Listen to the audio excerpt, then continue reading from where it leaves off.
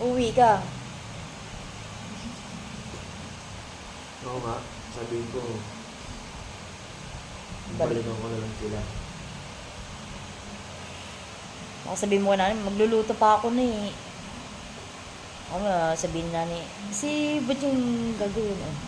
Sabihin mo, magluluto ka pa ha? Siyempre, sabihin ko, pupunta pa nga ako ng palengke eh. Ako na mamamalengke eh. Tapos ako pag-uwi, ako pa magluluto. Oh. Sino ba? Ako naman talaga sabihin mo yun? Siyempre.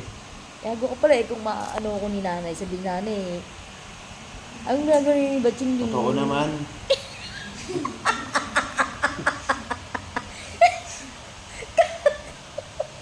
Taga-isip ka lang eh. Tapos kapag nagluto, pipintasan mo. Masarap naman siya. Oh. Pag gutom ako.